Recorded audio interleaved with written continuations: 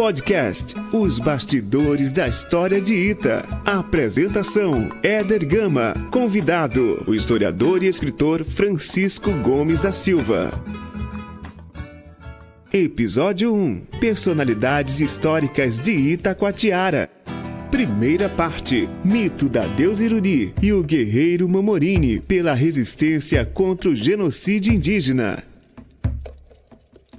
Sabe-se que muitas cidades têm relevância histórica e cultural no mundo em sua fundação. Histórias míticas ligadas a elas, como por exemplo a história de Roma, que segundo o mito, os dois irmãos gêmeos, Rômulo e Remo, participaram da fundação da cidade após terem sido abandonados no rio e salvos por uma loba que o amamentou e manteve-os vivos, né? Esses irmãos então construíram a cidade de Roma, que é uma cidade histórica, foi centro do mundo antigo, né? A nossa cidade de Itacoatiara tem algum mito de fundação? Tem um herói ou um personagem histórico que podemos nos orgulhar? Quem seria? Só pode nos falar? Posso, com muito prazer, Éder. Itacoatiara, eu tenho dito e repetido por aí que ela é um capítulo da história da humanidade. Apesar de sermos uma cidade simples, mas nós temos que meter na cabeça que nós somos uma comunidade de seres humanos. Então nós não podemos nos apequenar. Assim como Roma tem a sua mitologia, Itacoatiara também tem a sua. Essa cidade, ela tem uma história tão significado elevado, que ela até nesse aspecto ela se parece com Roma. Se você compulsar a obra do famoso João Felipe Bettendorf, o maior historiador espanhol dos anos 700, quando o padre Antônio Vieira manda os jesuítas para a Amazônia para fundar uma missão jesuítica no Médio Rio Madeira, que ali originou-se a cidade de Itacoatiara, o Bettendorf conta o que ele ouviu dos índios àquela altura, no século XVII, lá nesse ambiente do Rio Madeira, que, repito, deu origem a Itacoatiara. Ele se refere ao mito da deusa Iruri. Ele diz com todas as letras, e vou repetir aqui, ipsilíteres, o que ele escreveu nessa obra monumental, escrita, repito, em 1709. Vale a pena dizer, né, doutor, que o mito ele é uma forma de explicar o mundo, né? Exatamente. Então, assim, muitas culturas têm o seu mito, que inclusive alguns mitos nessa forma de explicação têm o seu fundamento religioso até. Sim, né? Então, sim. Só olhar as populações indígenas aí, as tribos indígenas, e aí todas elas com seu mito, com a sua forma de explicar o mundo. Então quer dizer que tinha, então, nessa tribo, um mito de referência. De referência. Sim. O mito da deusa Iruri, que relatava para o mundo, hoje é muito divulgado nas universidades, inclusive na Universidade de São Paulo, os paulistas são que mais conhecem Itacoatiara muito mais do que nós. É a história do nativo relativo. Às vezes o cara diz ele é da cidade, né? Ele conhece a cidade. Muitas das vezes o cara que está lá fora estudando conhece mais do que nós. Então vou repetir ipsilíteres o que disse o Bettendorf sobre a mitologia de Itacoatiara. A deusa Iruri desceu grávida do céu, grávida de 5 filhos. Ela pariu na selva 5 meninos. Esses meninos dariam lá adiante origem à tribo dos Iruri, à tribo dos Parapixanas, à tribo dos Onicorés, à tribo dos Tororis e à tribo dos Aripuanãs. O líder dessas 5 tribos foi o índio Mamorini, o cacique que ajudou a fundar Itacoatiara o cacique, e aí eu me permito ser avançado até no elogio e na justiça à nossa cidade, o cacique que superou inclusive o Ajuricaba. Então a deusa Iruri pariu os meninos. A Juricaba, no caso, aí é o herói. É o herói da tribo Manaus. Manaus, né? Que Manaus decanta como herói da Amazônia, aquele negócio todo que nós vamos chegar lá. Perfeito, vamos lá. Mas concluindo, os meninos nascem, Sim. né? Os meninos crescem na floresta. E olha a simbologia desse mito. Ela estava no giral, degustando um tambaqui moqueado, e os meninos correndo por ali à beira do rio, de repente ficam olhando para sua mãe que estava saboreando o tambaqui moqueado. Ela ficou tão envergonhada que ela voltou para o céu. Isso escrito por João Felipe Bettendorf em 1709. É quase igual e talvez mais significativo do que a lenda da fundação de Roma, né? Porque a fundação de Roma, como você disse, ela se refere a uma loba que amamentou os 2 fundadores de Roma.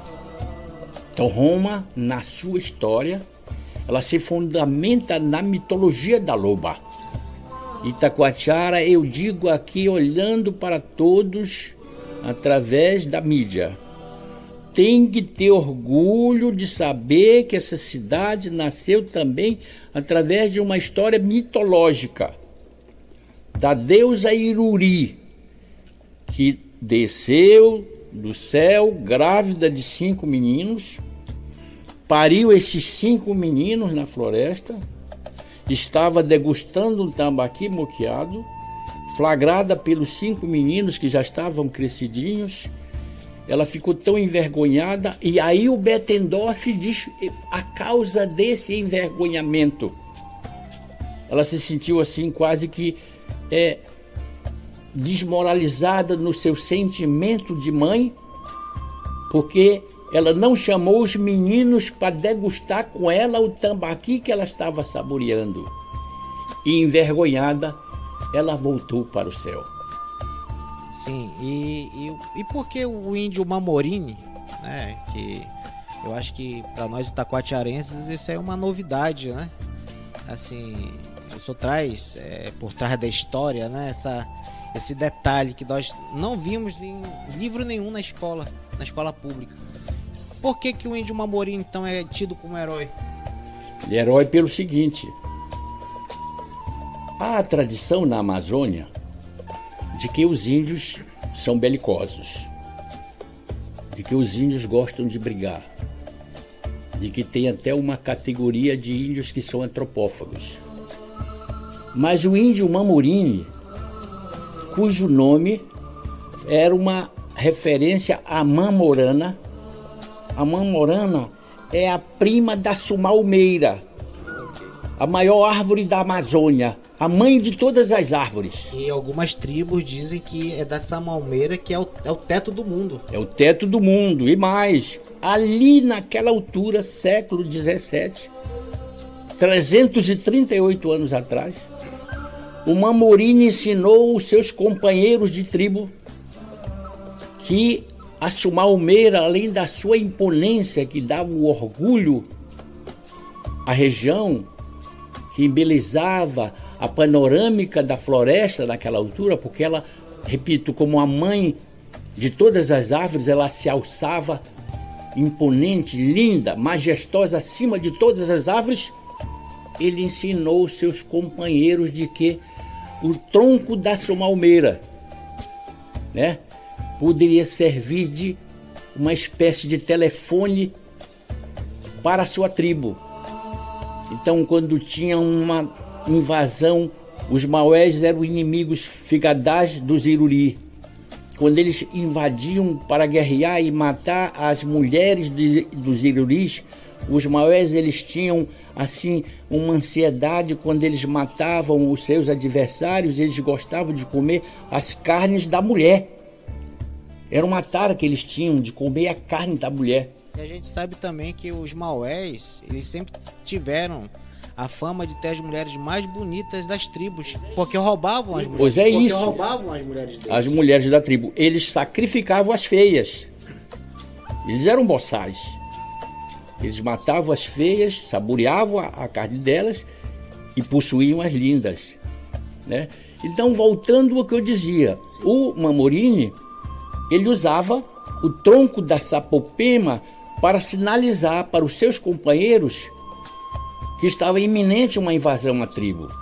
E um toque ou 2 toques, né, no tronco da sumalmeira, que era ouvido a quilômetros, deixava em alerta os seus companheiros. Telefone da floresta. O telefone da floresta.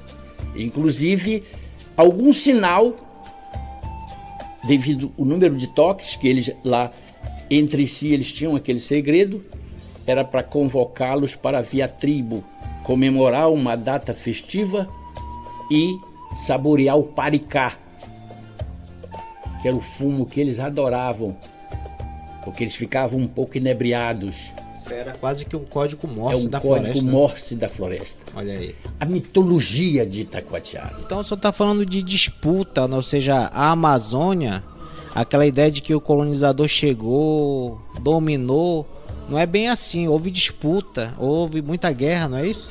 Houve disputa e mais, houve até colaboração. O que aconteceu? Aliados, né? Aliados? O que aconteceu? Quando os padres jesuítas chegaram no local que deu origem a Itacoatiara, eles vieram orientados pelo Antônio Vieira. O padre Antônio Vieira é conhecido na literatura mundial como o paladino da liberdade dos índios. O padre Antônio Vieira era assessor do rei Dom João IV de Portugal, e ele convenceu o Dom João IV que os índios não poderiam ficar, os índios da Amazônia não poderiam ficar à sanha dos sertanistas que vinham com 2 objetivos gananciosos. Um, levar o produto da floresta para Portugal, tirando do índio a sua subsistência, o seu conforto. E o outro, que era mais grave, nós vamos no curso dessa conversa mostrar, levar índios aprisionados para serem escravizados nas casas de Lisboa, passando primeiro por uma experiência nas casas dos ricos de Belém, da antiga Belém e da antiga São Luís, capital do Maranhão. Então o Mamorini entra nesse processo, primeiro, entre a cruz e a espada. Os sertanistas que estavam no Rio Madeira, depredando a floresta, colhendo o nosso cacau. Madeira, àquela altura, era o maior produtor de cacau do mundo. Os palácios de Lisboa, muitos foram construídos com o produto, o dinheiro valido da compra e venda do cacau. Se você for em Belém, a Catedral da Sé, ali de frente o forte, aquela catedral foi construída, a metade dela, com o dinheiro do cacau do Rio Madeira. Mamorini se insurgiu contra isso. Então, ele ficava, repito, entre a cruz e a espada, desconfiado que o padre também era um elemento estranho que vinha persegui-los. E, de certa forma, vinha persegui-los porque os padres vinham com aquela missão de catequizar. E nesse sistema de catequização, ele deturpou a consciência do índio, que era voltada para Tupã, para endeusar a natureza, para privilegiar a medicina que tinha na floresta, o feitiço, né, o curandeirismo, que era dele, era inato dele, era da cultura dele.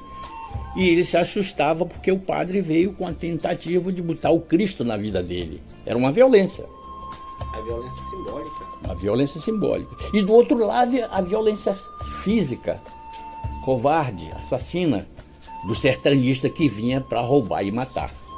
E o Mamorini, lá, completando a resposta que você me formulou, quando ele percebeu que naquele drama entre a cruz e a espada ele poderia ter uma atitude colaboracionista dos padres, ele quase que se associou a eles para minimizar a perseguição, para evitar o genocídio. Que é impressionante que Itacoatiara nasceu sob o símbolo da mitologia, mas eu não conheço nenhum ou quase nenhuma atitude genocida no local onde foi construído aquela altura futura Itacoatiara. Então, doutor, o senhor está nos mostrando que não foi fácil essa colonização, foi dura, foi sangrenta, né? E eu queria que o senhor comentasse aqui, dentre as figuras colonizadoras, quem que se destaca, inclusive pela sua maldade com as populações indígenas, né? Há uma figura assim que virou símbolo dessa maldade, dessa colonização perversa? Há uma figura terrivelmente perigosa e má, que assassinou 2.000 índios em Silves, que incendiou 300 malocas, e além de ter assassinado os 2.000 índios, eles levaram cerca de 300 amarrados para ser escravos em Belém, né? Genocídio. Um genocídio. Quem foi? Pedro da Costa Favela, o genocida do Rio Urubu, foi um dos maiores trucidadores da Amazônia. Podcast Os Bastidores da História de Ita. Realização Éder Gama. Patrocínio Lei Aldir Blanc. Governo Federal. Pátria Amada Brasil. Apoio Prefeitura de Itacoatiara. Juntos pra gente crescer.